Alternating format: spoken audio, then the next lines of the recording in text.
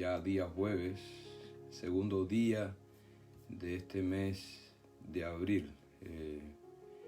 Bienvenidos. Ahí ya estamos mirando a James, Afanador López. Bienvenida, James. Estamos tratando la manera de conectarnos con Zoom, la aplicación Zoom, para que otros miembros también puedan allí compartir con nosotros. 469-226-3437. Ok, ahí estamos. Seguimos allí conectándonos, unirse. Y ahora sí, buenos días también a los que están conectándose vía Zoom. Recuerden que tienen en Zoom la posibilidad de compartir algún pedido de oración por una necesidad específica, y entonces usted puede acudir a esa aplicación. Hermanos, entonces, sin más, bienvenida familia Canizales. Sin más, vamos a iniciar en esta mañana con una oración. Oremos. Padre de amor y misericordia, santificado sea tu nombre. Señor, estamos tocando temas cruciales, temas que tienen que ver no solamente con lo que tú profetizaste, sino también temas que tienen que ver con nuestro presente y temas que también tienen que ver con nuestro futuro. Asístenos en esta mañana. Que tu palabra, una vez más, al ser compartida y explicada, nosotros como oyentes y al mismo tiempo como aquellos que están buscando la verdad en ella, podamos decir realmente: Dios tiene razón en todo lo que dice y Él está al control de la historia, del universo y también de nuestras vidas. Asístenos, Señor, que cada uno de los que se han de conectar también reciba la bendición de tu presencia. En el nombre de Jesús, amén, amén. Bien, allí también está nuestra hermanita Carmen, la iglesia en el aire de Louisville. Así que bienvenidos en esta mañana. Vamos a ir al capítulo 9 de Éxodo. Ayer estuvimos hablando en el capítulo de las plagas, capítulo 8. Hoy vamos a continuar. Este capítulo 9 habla también de las plagas. ¿Cómo fue posible que en los días de Moisés, cuando estaba allí frente a Faraón, estas plagas de alguna manera están asociadas al libro de Apocalipsis? Y no es tan sencillo explicarlo, y les voy a decir por qué. Porque hay varios eventos en el Apocalipsis que son paralelos a este evento de las plagas, que tal vez hoy no va a dar tiempo, hoy todo, hermanos, porque es bastante material. Mañana, viernes, también vamos a tocar una parte de ellas, de explicación que da Apocalipsis, y entonces el sábado la vamos a mixtear, las tres aplicaciones apocalípticas, lo vamos a mixtear en el culto de las 10, de 10 a 12 del día. Es decir, en la presentación de la palabra el sábado vamos entonces a explicar tanto el asunto de estas tres implicaciones, que son explicaciones de lo que se llama las plagas de Egipto para nuestra actualidad. Bienvenida familia Contreras. Entonces iniciamos en el capítulo 9 de Éxodo 9. Dice entonces la plaga en el ganado. Entonces Jehová dijo a Moisés: entra a la presencia de Faraón y dile: Jehová, el Dios de los hebreos, dice así: deja ir a mi pueblo para que me sirvan. Entonces las plagas están en un contexto de liberación. El pueblo estaba esclavo en Egipto. Faraón se resistía realmente a dejar ir al pueblo de Israel, y vinieron estas plagas. está en el contexto de liberación.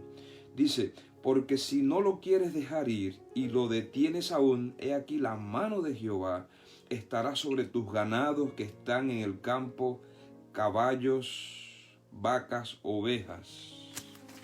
¿Ok? Y Jehová hará separación entre los ganados de Israel y los de Egipto, de modo que nada muera de todo de los hijos de Israel. Y Jehová fijó plazo diciendo, mañana hará Jehová esta cosa en la tierra. Al día siguiente Jehová hizo aquello y murió todo el ganado de Egipto, mas del ganado de los hijos de Israel no murió, ninguno murió. Y este capítulo 9 nosotros lo leímos ayer, ¿se acuerdan? En el capítulo 10 de Éxodo dice, la plaga de las langostas.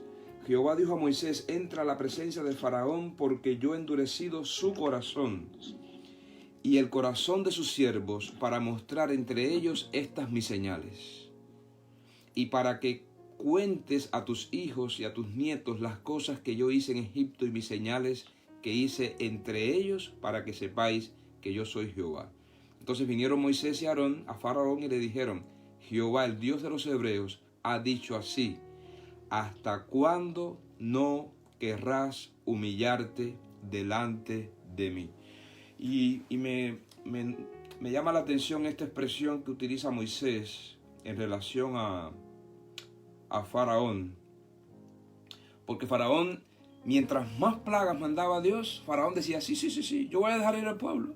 Y después como que se arrepentía de eso y su corazón se endurecía.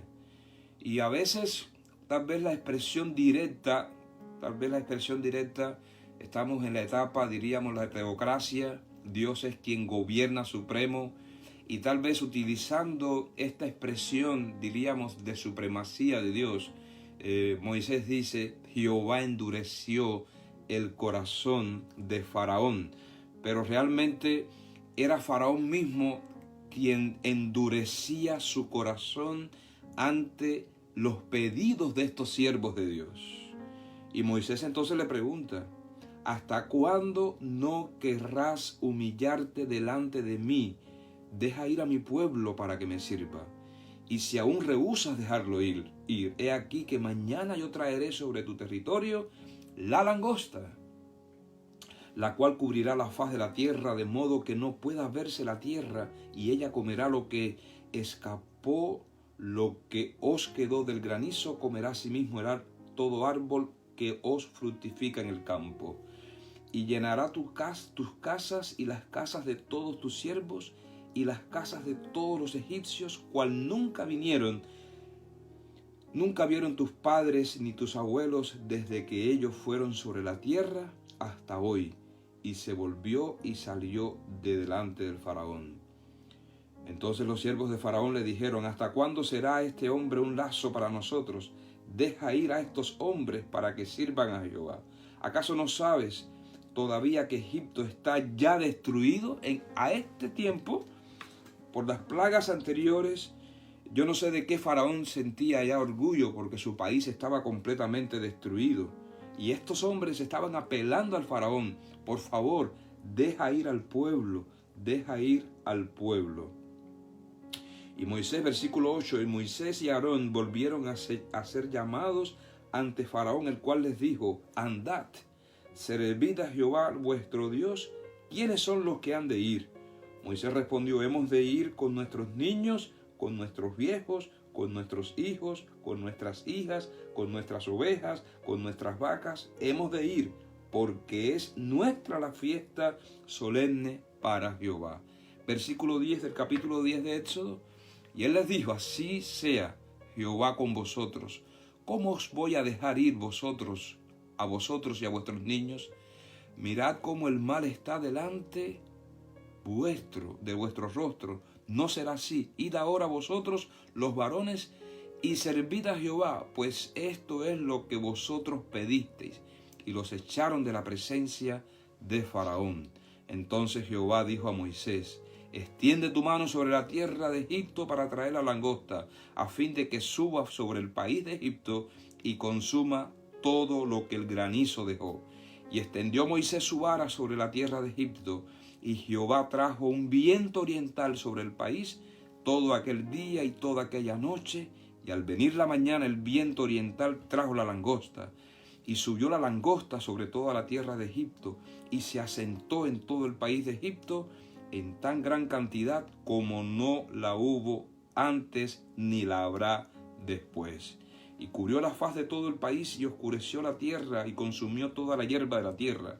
Y todo el fruto de los árboles que había dejado el granizo, no quedó cosa verde en árboles ni en hierba del campo en toda la tierra de Egipto. Entonces Faraón se apresuró a llamar a Moisés y a Aarón y dijo: he pecado contra Jehová vuestro Dios y contra vosotros. Recuerden, estamos casi en la plaga, porque después de esta vienen las tinieblas y después viene la muerte de los primogénitos, que es la 10ª. La novena. En la 8ª plaga fue que Faraón pudo reconocer realmente que era pecador. Ahora, hermanos, cuando nosotros hacemos un aplicativo de estas plagas de Éxodo a lo que dice Apocalipsis, entonces hay una gran diferencia. Y anoche yo les dije a ustedes que íbamos a hablar acerca de esto, y no creo que en una mañana lo podamos hacer. Y le voy a explicar por qué. Porque cuando Apocalipsis habla de plagas, no solamente incluye las 7 últimas. Y quiero aclarar esto porque Elena de White escribe en el contexto de las 7 últimas plagas, y escribe en el contexto también de los sellos, y escribe en el contexto de las trompetas. Y si ustedes tienen para anotar, anoten todo esto, porque hay 3 eventos de plagas en el Apocalipsis. Está el evento de los sellos, está el evento de las trompetas, las plagas en el contexto de las trompetas, y están las 7 últimas plagas. Y aquí es donde muchas veces algunos entran y como van directamente al evento, no van directamente a diríamos nosotros, un proceso lógico que utiliza Juan al describir los acontecimientos finales, y allí muchos cometen errores y comienzan a decir entonces que estamos ya a 7 años de la venida de Cristo, y como pasó en el año 2000, como no entienden entonces la aplicación de este contexto, entonces alguien predicó sobre los años 95 que Cristo vendría en el año 2000, y después fue un chasco realmente. En primer lugar, porque el día y la hora de la venida de Cristo nadie sabe.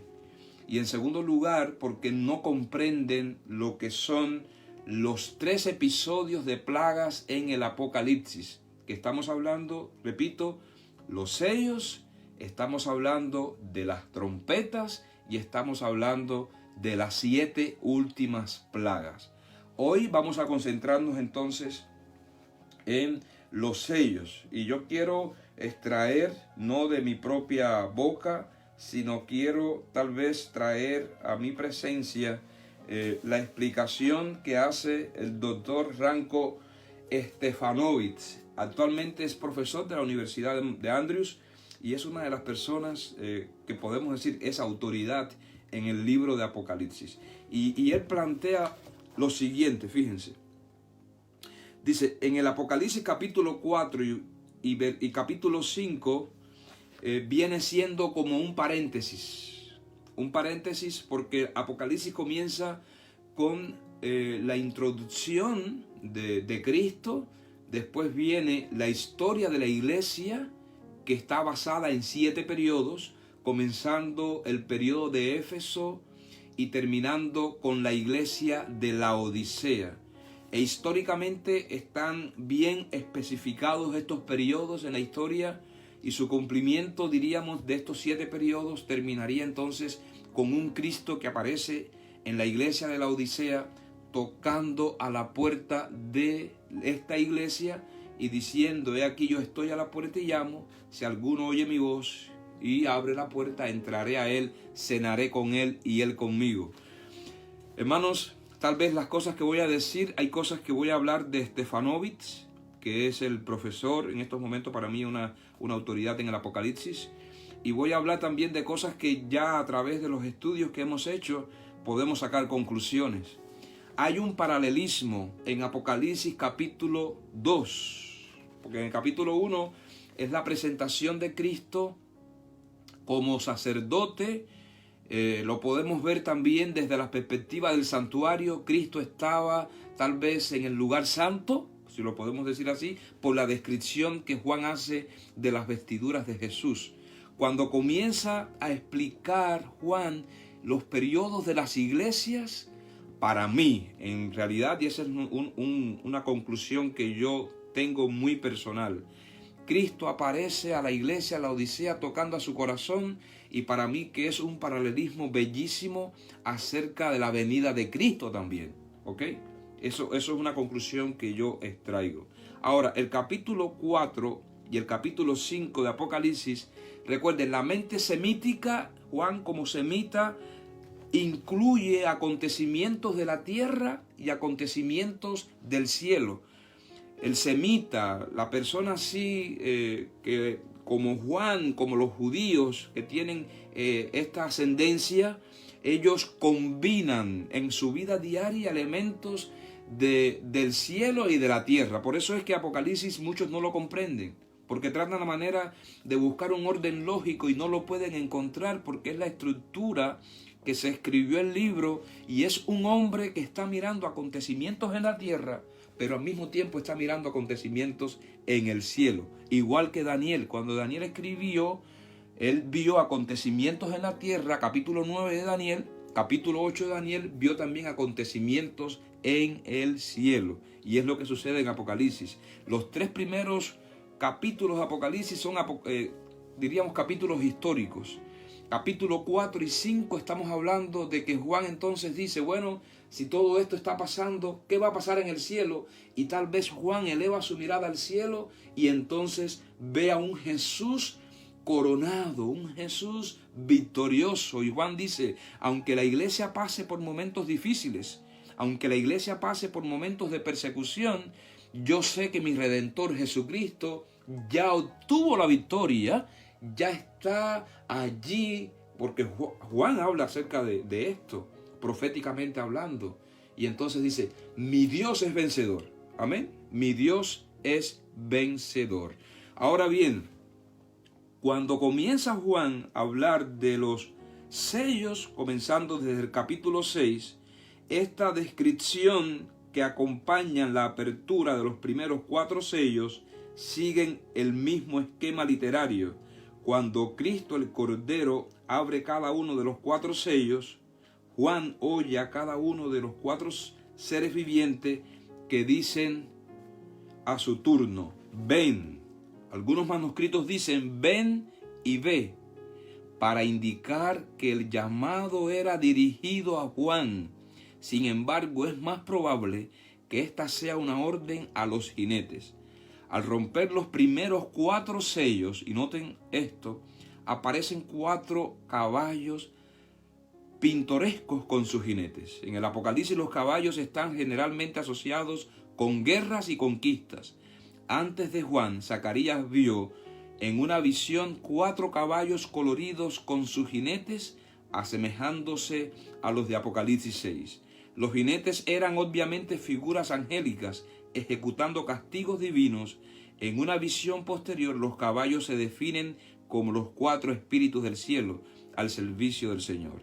La visión de Zacarías ayuda a abrir el simbolismo de las imágenes de los caballos en Apocalipsis capítulo 6. Vamos a detener un momentico acá, porque vamos entonces a tener un momento de oración. Recuerden, cada 15 minutos abrimos paréntesis, abrimos un espacio para orar. Y hermanos, oremos por aquellos que están trabajando como médicos, como enfermeros, en toda esta crisis que se ha venido a este mundo.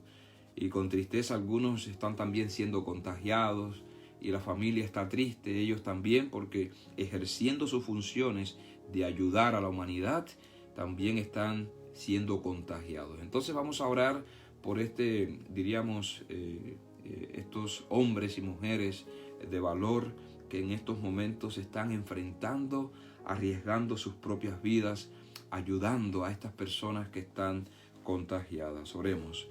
Padre de amor y misericordia, aquí estamos, Padre mío, y estamos con toda la intención de agradecerte porque tú eres nuestra roca, tú eres nuestro sostén, tú eres el Dios todopoderoso, Señor. No solamente tú eres el Dios creador del cielo y de la tierra, eres el Dios de la historia, eres el Dios del presente y eres el Dios también de la esperanza.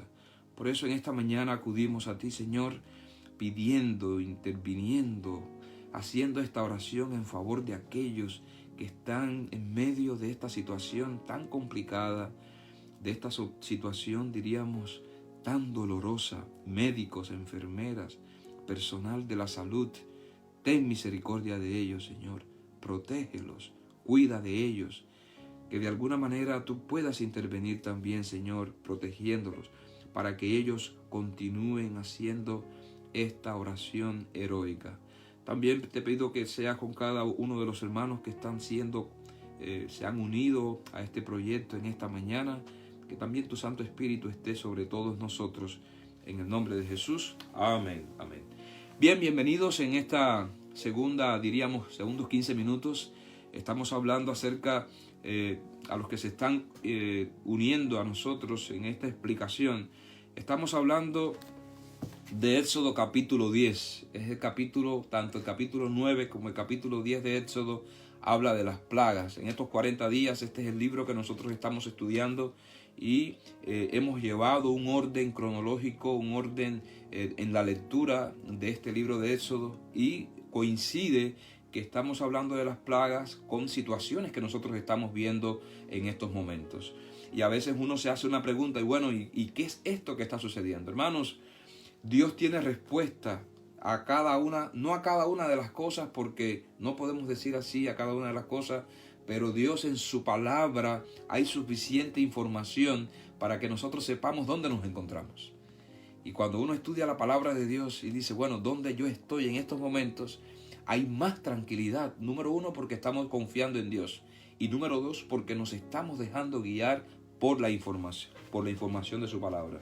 Y yo les decía a los que estaban al principio que este asunto que estamos mirando nosotros ahora debemos de llevarlo a la Biblia, a lo que dice el Apocalipsis. El Apocalipsis menciona 3 eventos de plaga. Estamos hablando de los sellos, estamos hablando de las trompetas y estamos hablando de las 7 últimas plagas. El definir en qué etapa estamos de esta es lo que estamos nosotros viendo en estos momentos. Mi función es traer la explicación que se da de Apocalipsis. Mi función no es determinar asuntos que tienen que ver con lo que Dios está haciendo. Y quiero aclarar esto, no sea que algunos digan, bueno, yo simplemente me hago eco de aquellos que han estudiado un poquitico más y me estoy aprovechando de eso y estoy dando una explicación lógica de lo que puede suceder. ¿Por qué digo esto? Porque algunos entonces actualmente van a tomar medidas un poco extremas. Otros predicadores están teniendo temas extremos y entonces trayendo un poco de confusión a la iglesia, a la Grey, que tristemente y alegremente tenemos las redes sociales y tenemos acceso a ellas, pero simplemente nosotros debemos de saber quiénes están diciendo lo correcto a la luz de la Biblia y quiénes están diciendo cosas incorrectas porque no están siendo guiados por un así dice Jehová. Y estamos analizando los sellos y en Apocalipsis capítulo 6 dice: entonces vi que el Cordero abrió uno de los sellos y oí a uno de los 4 seres vivientes decir con una voz como de trueno: ven y mira. Y miré y vi un caballo blanco. El que lo montaba tenía un arco y le fue dada una corona y salió venciendo y para vencer. Cuando abrió el segundo sello oí al segundo ser viviente que decía: ven. Salió otro caballo de color rojizo. Al que lo montaba le fue dado poder para quitar la paz de la tierra y hacer que se mataran unos a otros. Y se le dio una espada muy grande. Cuando abrió el tercer sello, oí al tercer ser viviente que decía: ven, miré y vi un caballo negro. El que lo montaba tenía una balanza en la mano y oí una voz de en medio de los 4 seres vivientes que decía: 2 libras de trigo por 1 denario y 6 libras de cebada por 1 denario, pero no dañes el aceite ni el vino. Cuando abrió el 4º sello, oí la voz del 4º ser viviente que decía: ven. Miré y vi un caballo amarillo, el que lo montaba tenía por nombre Muerte, y el Hades lo seguía, y le fue dada potestad sobre la 4ª parte de la tierra, para matar con espada, con hambre, con mortandad y con las fieras de la tierra. Entonces, Stefanovic hace una explicación, el doctor Stefanovic dice: el primer sello, cuando Cristo el Cordero abre el primer sello, un caballo blanco entra en escena. El jinete sostiene un arco y se le da una corona. La palabra griega usada para corona aquí es estéfanos, que es la corona de victoria, no coronavirus, es la corona de victoria. Una guirnalda dada a los ganadores de los antiguos Juegos Olímpicos. Este jinete es un conquistador, sale para conquistar completamente. En los días de Juan, los generales romanos solían montar caballos blancos para celebrar una gran victoria. La escena aquí es simbólica. En el Antiguo Testamento, Dios es presentado a veces como montando un caballo con un arco en su mano, conquistando a los enemigos de su pueblo. Y ustedes pueden buscar allí en Habacuc capítulo 3, 8 al 13, y también en Salmos 45, 4 al 5. Apocalipsis 19, 11 al 16 describe a Cristo como montando un caballo blanco, guiando a los ejércitos del cielo a la batalla final de la historia de esta tierra. Además, en el Apocalipsis, el blanco es un símbolo de pureza. Regularmente se asocia con Cristo y sus seguidores. También la corona estéfanos que usa el jinete está regularmente asociada con Cristo y su pueblo victorioso. Hermanos, si hay un mensaje que se transmite en los sellos, es un Cristo que ya ganó la victoria. Y también nosotros como su pueblo somos coronados victoriosos. Finalmente, el concepto de conquistar claramente es un eco de Apocalipsis capítulo 3, versículo 21, que se refiere a Cristo venciendo en el Calvario.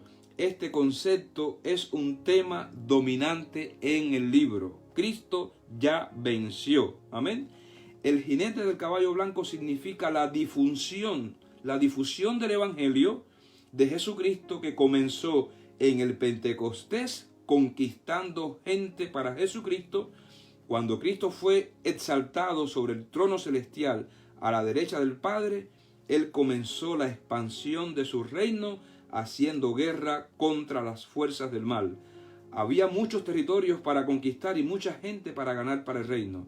En su etapa inicial, la proclamación del evangelio tuvo un comienzo poderoso como resultado de la manifestación del poder del Espíritu Santo. Miles se convirtieron en un día. Sin embargo, esta conquista del evangelio continuará a través de la historia hasta la conquista final que se realizará en el tiempo del fin. Ese fue el primer sello. Vamos entonces a lo que dice el segundo sello. Dice: la apertura que hace Cristo del segundo sello introduce a un fogoso caballo rojo en escena. Rojo es el color de la sangre y corresponde a la misión de este caballo. El jinete, que tiene una espada grande, no mata él mismo, en cambio quita la paz de la tierra, y como resultado las personas se matan unas a otras.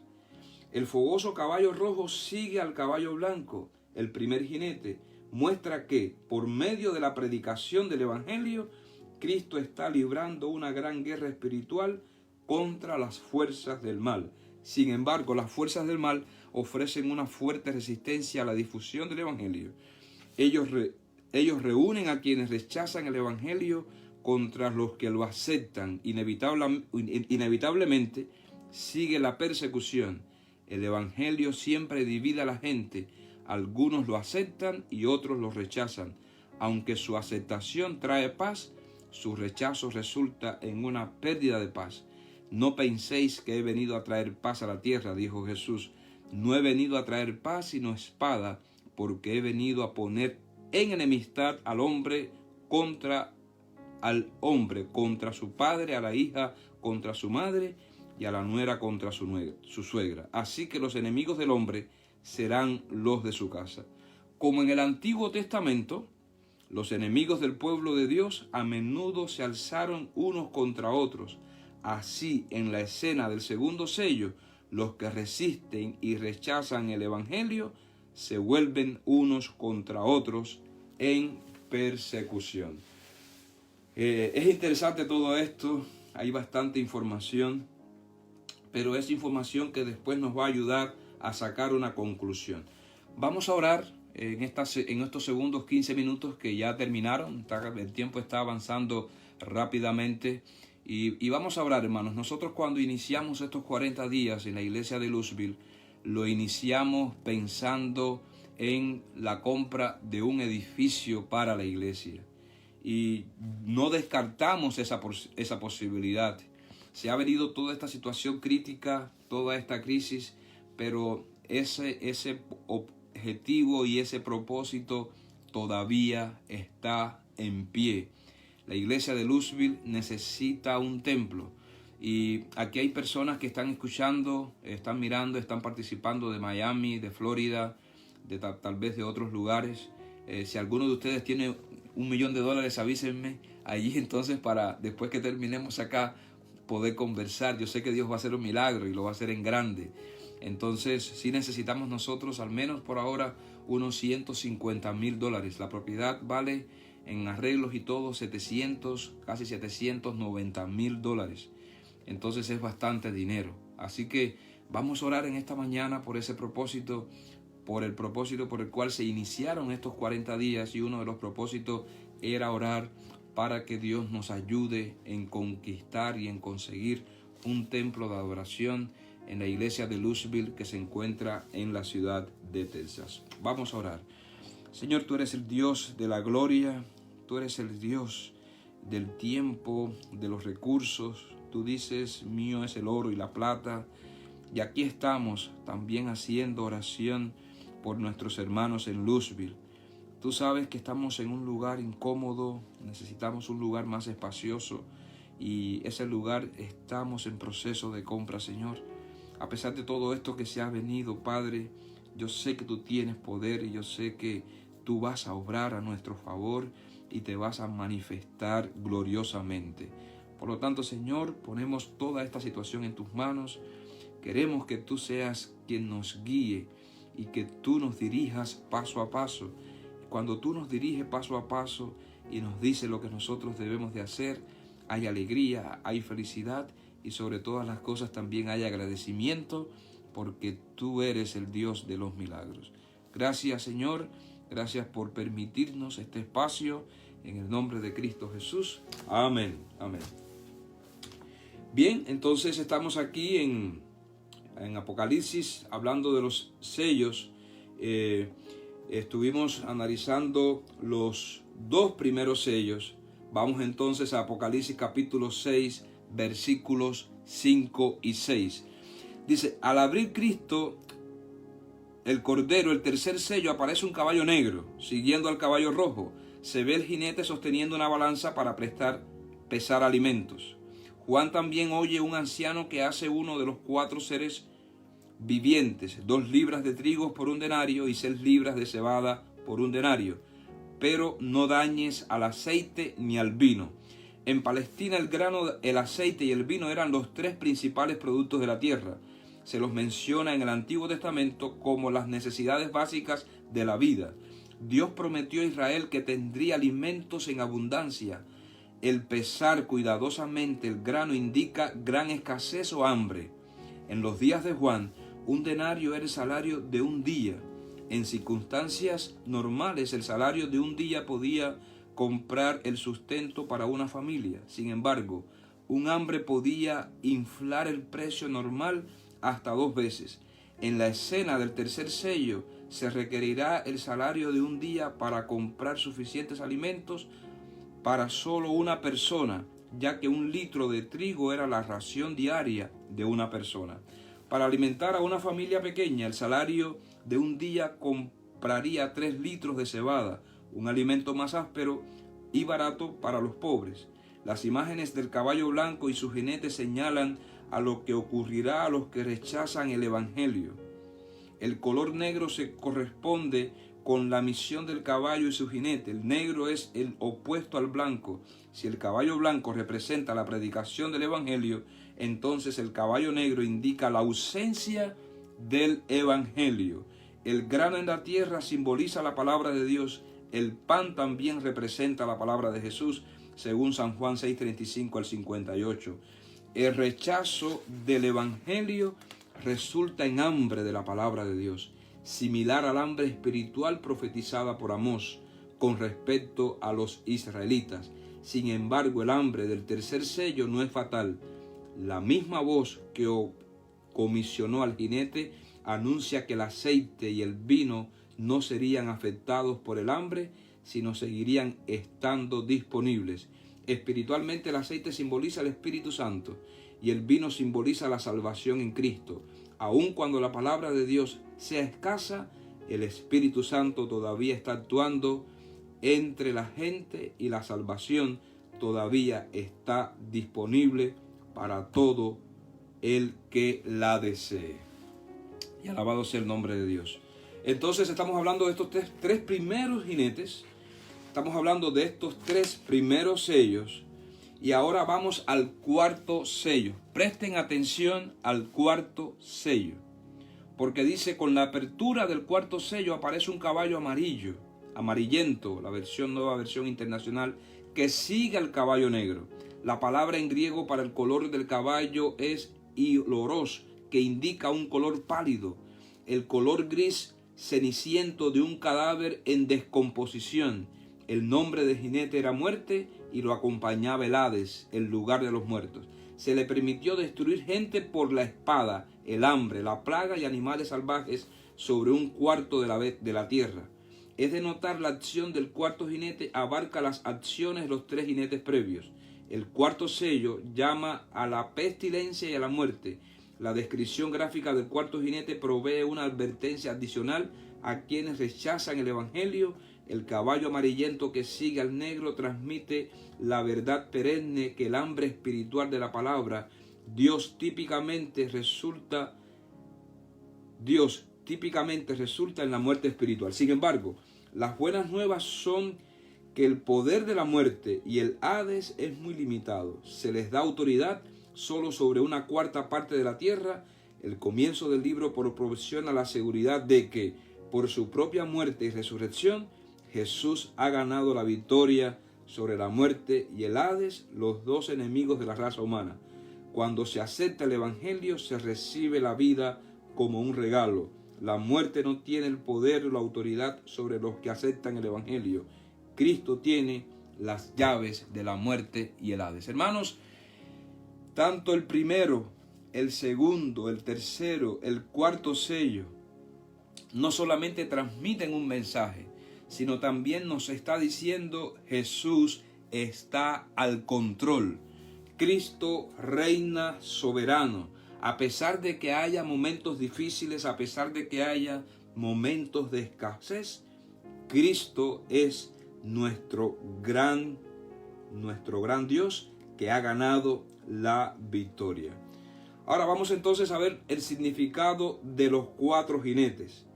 La llave para abrir el significado teológico y explicar estos cuatro sellos de los cuatro jinetes de Apocalipsis se encuentran en relación del pacto del Antiguo Testamento entre Dios e Israel, así como en el sermón apocalíptico de Jesús en el Monte de los Olivos. Presten atención a esto. Cuando interpretamos los 7 sellos, recordemos el simbolismo del Apocalipsis está arraigado en el Antiguo Testamento. Ya comenzamos a descifrar. Entonces, la primera conclusión que saca el doctor Ranko Stefanovic es la siguiente. Los sellos. Cuando interpretamos los 7 sellos, recordemos que el simbolismo de Apocalipsis está arraigado en el Antiguo Testamento. En las escenas de los 7 sellos, el Apocalipsis usa la experiencia del antiguo Israel en Palestina para describir la experiencia de los cristianos.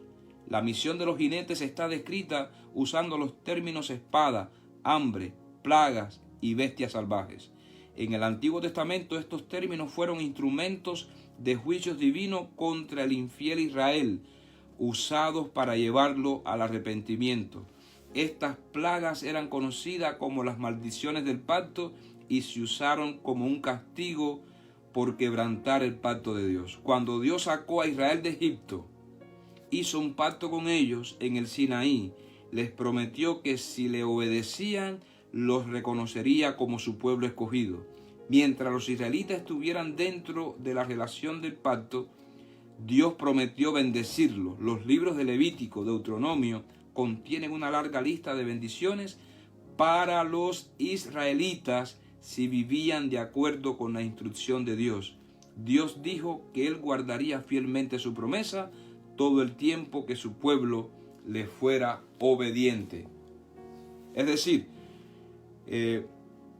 estos sellos están asociados con la experiencia del antiguo Israel. Y el antiguo Israel no fue fiel al pacto de Dios. Por otro lado, si Israel se apartaba de Dios para adorar a otros dioses, seguirán en maldiciones. Si continuáis oponiéndoos a mí y no me queréis oír, yo enviaré sobre vosotros 7 veces más plagas por vuestros pecados. Enviaré contra vosotros fieras salvajes que os arrebatan en vuestros hijos. Destruyan vuestro ganado y os reduzcan en número, de modo que vuestros caminos queden desiertos.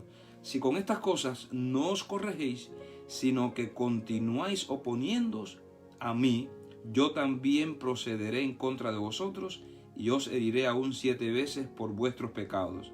Traeré sobre vosotros espada vengadora en vindicación del pacto.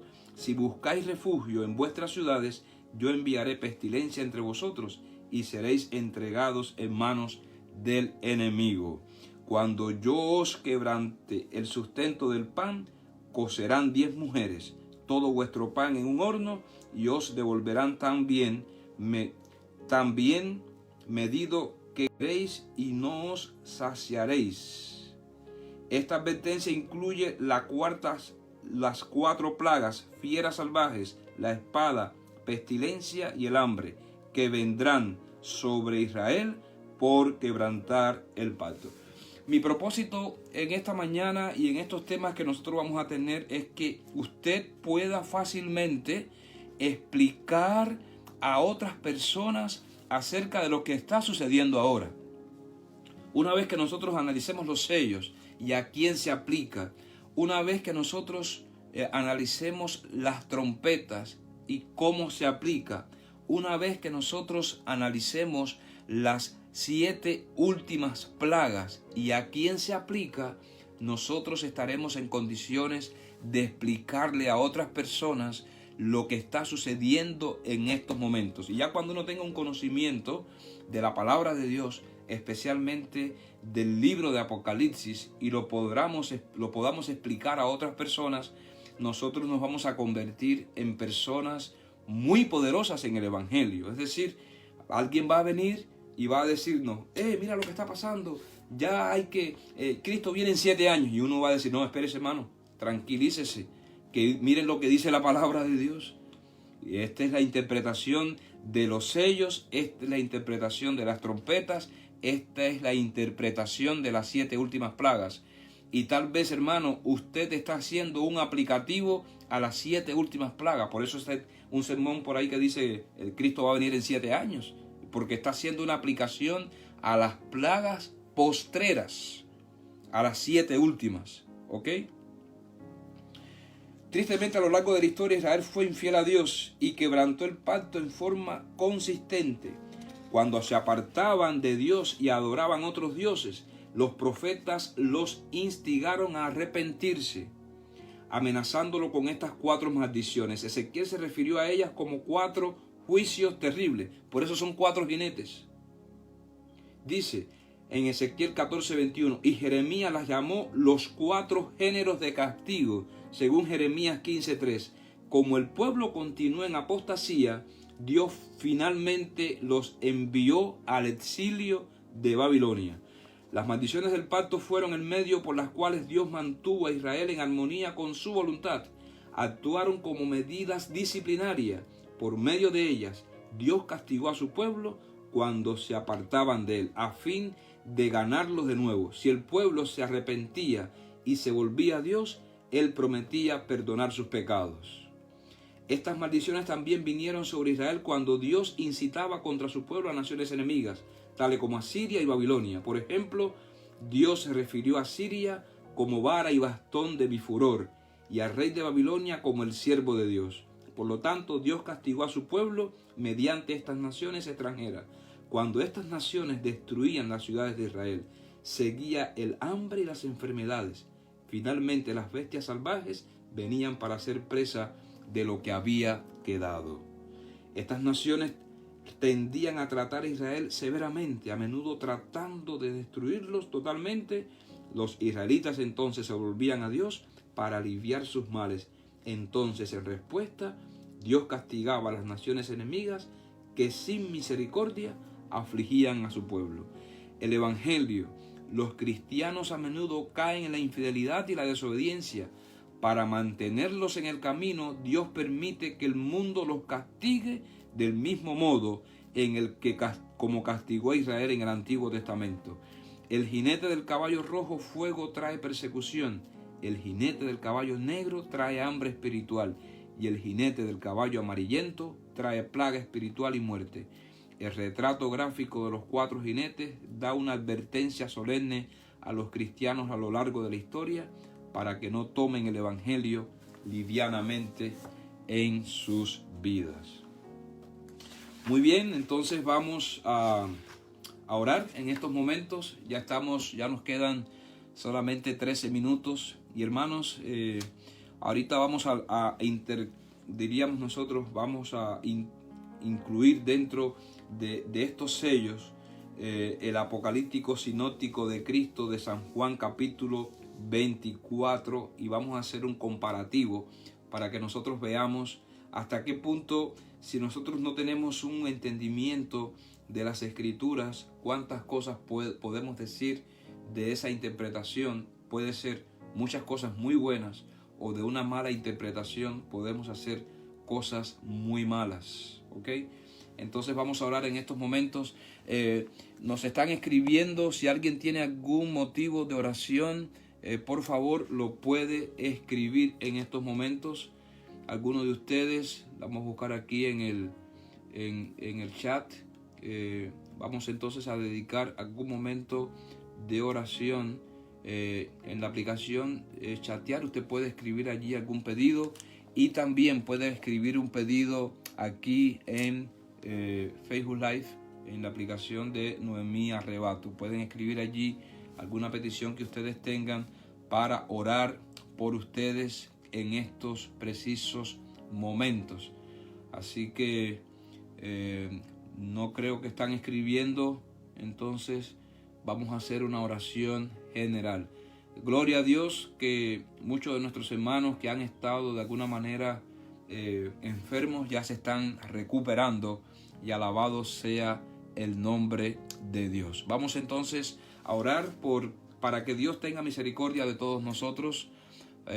Jasón dice: orar por mí todavía, continúo en el hospital, pero dice que se encuentra mucho mejor. Qué bueno, Jasón. Vamos a orar entonces por ti en estos momentos. Alguien más está escribiendo, entonces vamos a tener esta oración. Oramos. Señor, eres bueno. No me canso de decir que eres bueno, Señor, porque a pesar de la situación mundial, a pesar de lo que se está viviendo, tu pueblo, Señor, está de pie, tu pueblo está presente, y tu pueblo quiere seguir obedeciéndote. Tu pueblo queremos seguir en tus santos caminos, Señor. Enséñanos, dirígenos en esta etapa de la historia de este mundo. Enséñanos y dirígenos para que podamos perseverar en tus santos caminos. Ya casi estamos a punto de ver la venida de Cristo, Señor. Y qué bueno que nosotros vamos a ser protagonistas de ese magnífico evento. Y lo digo por fe, porque Pablo también lo dijo allí en primera carta a los tesalonicenses, y luego nosotros. Él pensó que en sus días vendría Jesús, y es el concepto de la inminencia. Y así estamos, queremos que Jesús venga pronto. Y en esta mañana estamos poniendo ante ti, Señor, a estos hermanos que están se han conectado con nosotros en esta mañana. Bendícelos grandemente. Bendice también a Joel Jasón, Señor. Él está en el hospital. Ayer oramos por él. Gracias a ti que está mejor, pero queremos que esté mucho mejor, a tal punto que ya pueda regresar al hogar. Tú sí sabes lo que él tiene, que está padeciendo. Por eso, Señor, pasa tu mano de sanidad sobre él. Si hay algún otro hermano que está tal vez enfermo, tiene algún familiar enfermo, ten misericordia de todos nosotros, de nuestra familia. Ten misericordia de nuestros hijos, de nuestros familiares. Ten misericordia de la hermandad. Si hay alguien en estos momentos que está pidiendo oración, Señor, contéstale esa petición conforme a tu santa voluntad. En el nombre de Jesús, amén y amén. Bien, bienvenidos a estos últimos 9 minutos. Vamos en estos 9 minutos, si no lo abarcamos todo, mañana vamos a continuar, ¿ok? Vamos a continuar mañana porque es muy importante que nosotros entendamos esto, porque después de esta situación, hermanos, yo siento que va a venir un gran reavivamiento. Después de esta situación hay personas que van a estar preguntando, bueno, y nosotros vamos a ser responsables de poder explicar correctamente la palabra de Dios. Y como va a haber una necesidad, la gente va a comenzar a buscar de Dios. Nosotros vamos a estar revestidos del Espíritu Santo y vamos a estar predicando el Evangelio. Las iglesias se van a llenar, hermanos. Se van a llenar. Templos que ahora están casi vacíos. Después de esta situación va a haber un gran avivamiento y nosotros necesitamos estar listos, porque nos van a preguntar cosas que están sucediendo y cómo vamos a responder si nosotros no estamos, diríamos, de alguna manera identificados o no estamos informados, especialmente de los libros que Elena de White mandó en este tiempo final que nosotros estudiáramos y entendiéramos que era el libro de Daniel y el libro del Apocalipsis. Y entonces en este contexto de los sellos, Stefanovic hace un paréntesis y habla acerca del Apocalipsis sinóptico de Jesús. Dice, al estudiar los sellos podemos observar una estrecha correlación entre los 7 sellos y el Apocalipsis de Mateo 24, Marcos 13 y Lucas 21. El Apocalipsis sinóptico, que es el discurso que Jesús le dio a los discípulos en el Monte de los Olivos, poco antes de su crucifixión, en ese discurso Jesús les explicó a los discípulos lo que sucedería a lo largo de la historia hasta el tiempo del fin. El discurso consiste de 3 partes. Primera, Jesús describió las realidades generales de la era cristiana en términos de guerra, rumores de guerra, hambre, pestilencia, persecución, terremotos, engaños y señales en los cielos. Todos esos eventos también aparecen en el Apocalipsis capítulo 6 y no son las señales del fin. Más bien son los eventos que ocurrirán a lo largo de la historia mientras el pueblo de Dios espera que venga el fin. Estos eventos son la manera en que Dios mantiene fresca en la mente de su pueblo la realidad de su venida. Segunda vez, Jesús habló de un largo intervalo en la historia desde la destrucción de Jerusalén hasta la gran tribulación, durante el cual el pueblo de Dios experimentará persecución incrementada. Y número 3, Jesús presenta señales en los cielos que indican la proximidad de su venida. Las siguen señales específicas que anuncian la venida de Cristo en poder y gloria. La visión de los 7 sellos es un paralelo del Apocalipsis sinóptico en contenido y secuencia. Dice, aplicación histórica de Mateo 24. Estas comparaciones muestran que Mateo 24, 4 al 14, como los primeros 4 sellos de Apocalipsis 6, 1 al 8, se refieren a las realidades generales de la era cristiana. Los jinetes de Apocalipsis y las maldiciones del pacto en Levítico 26 tienen la misma función como las señales generales predichas por Jesús en Mateo 24, 4, 1 al 14. Estas señales recuerdan al pueblo de Dios la realidad del retorno de Cristo para mantenerlos despiertos y en el camino correcto. Entonces vamos a la aplicación histórica de los 4 jinetes. Los 4 jinetes de Apocalipsis pueden también entenderse históricamente como con las 7 iglesias hay una correlación entre los sellos y las diferentes épocas de la historia cristiana. Como la iglesia en Éfeso, el primer sello coincide con el periodo apostólico que se caracterizó por una fidelidad general. Durante este tiempo, el evangelio se difundió rápidamente por todo el mundo. El segundo sello corresponde notablemente al periodo de persecución que ocurrió en el Imperio Romano. Que ocurrió en el Imperio Romano. Es decir, el segundo sello. Desde el fin del siglo I hasta el comienzo del siglo IV. El tercer sello puede aplicarse adecuadamente a los siglos IV y V de la historia cristiana, que se caracterizó por una declinación gradual en lo espiritual. En este periodo hubo un hambre espiritual de la palabra de Dios. El cuarto sello se aplica a la muerte espiritual que caracterizó al cristianismo durante la Edad Media, cuando la Biblia no estaba disponible para la gente y la tradición se sobreponía a las enseñanzas de la Biblia. Sin embargo, al aplicar los sellos históricamente es importante no limitar las realidades de los 4 jinetes a un periodo específico. El primer jinete sale y conquista hasta que no queda nada por conquistar. La conquistadora predicación del evangelio no se limita al periodo apostólico, continúa hasta el retorno de Cristo. Lo mismo se aplica a los otros jinetes, porque ni la persecución, ni el hambre espiritual, ni la muerte se limitan a ciertos periodos históricos. Son las realidades generales que acompañan la predicación del evangelio desde el Pentecostés hasta la venida de Cristo en poder y gloria. Las descripciones de la apertura de los 3 últimos sellos son muy diferentes de los primeros 4. No hay caballos ni jinetes, mientras los jinetes de los primeros 4 sellos se refieren exclusivamente al pueblo de Dios.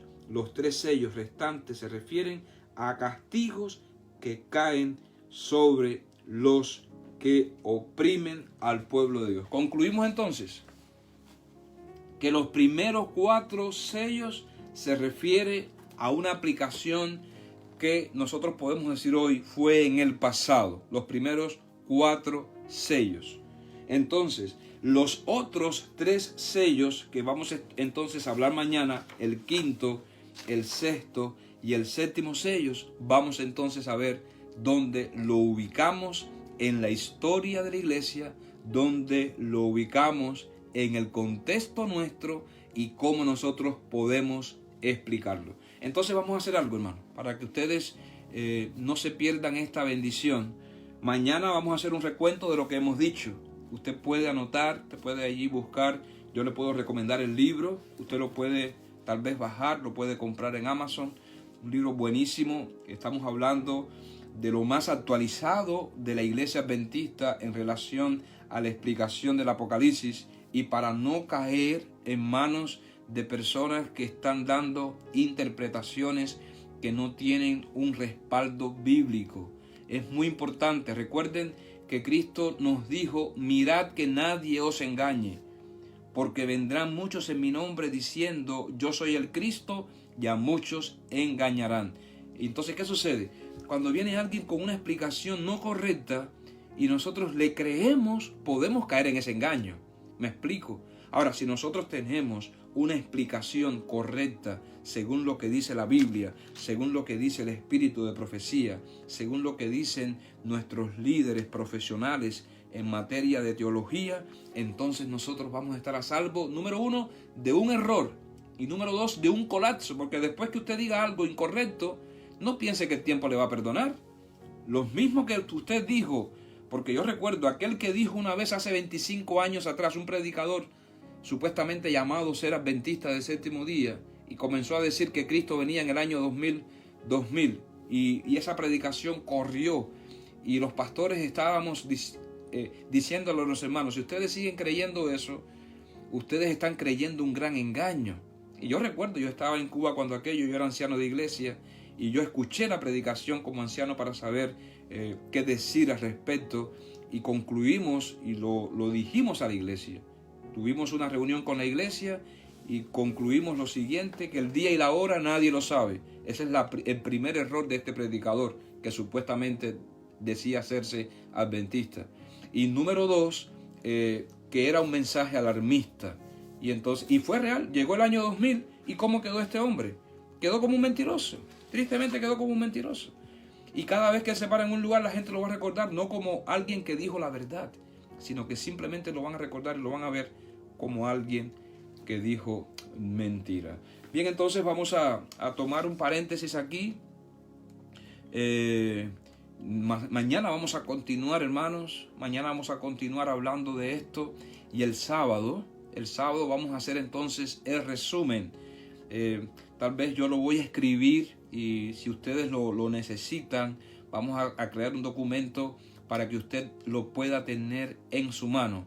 Recuerden, no va a ser la opinión mía, no va a ser va a ser un así dice Jehová, respaldado por la Biblia, respaldado por el espíritu de la profecía y respaldado también por muchos de nuestros pastores que han estudiado profundamente y pueden darnos una explicación sana para que usted se pueda convertir en un guerrero de Jehová y en un gran predicador de este mensaje que nosotros necesitamos en este tiempo. Así que les agradecemos en esta mañana por haber compartido esta hora con nosotros. Que Dios te bendiga, que Dios te guarde, que Dios haga resplandecer su rostro sobre ti. Vamos a orar. Antes de orar, aquí estoy mirando algo que pusieron. Dice: muy buenos días a todos, pastor, muchísimas gracias por este programa. Que toda honra y gloria sea para nuestro Dios. Bendiciones a todos, familia Contreras, así que agradecidos estamos. Oramos, hermanos. Señor, eres bueno. Eres bueno porque todavía nos das esta oportunidad de poder en este tiempo tener un conocimiento tan bello. Conocimiento que nos trae paz a nuestro corazón. Nos fortalece en la esperanza. Qué bueno es ser adventista del séptimo día, Señor. Porque entonces en estos momentos podemos decir, no hemos sido engañados. Al contrario, hemos permanecido en tu verdad. Y como hemos permanecido en tu verdad, tú ahora vas a vindicar a tu iglesia. Cuando algunas otras van a comenzar a decir cosas que no son reveladas por ti, nosotros vamos a presentar un mensaje acorde a tu santa inspiración. Qué bueno es creer en Elena de White, porque ahora ella aclara todo lo que escribió, todo lo que profetizó. Qué bueno es creer en tu santa palabra, porque ahora nosotros podemos decir, somos el pueblo del libro, somos el pueblo que espera con seguridad la segunda venida de Cristo. Por lo tanto, Señor, fortalécenos, que en este día hagamos tu santa voluntad, que en este día caminemos contigo, que en este día tengamos una relación cara a cara. Perdona nuestras faltas, perdona nuestros pecados, en el nombre de Jesús. Amén. Dios te bendiga, Dios te guarde, y nos estaremos viendo mañana tempranito de nuevo a las 4:30, y el sábado entonces nos estaremos viendo a partir de las 10 de la mañana. Muchas bendiciones para todos.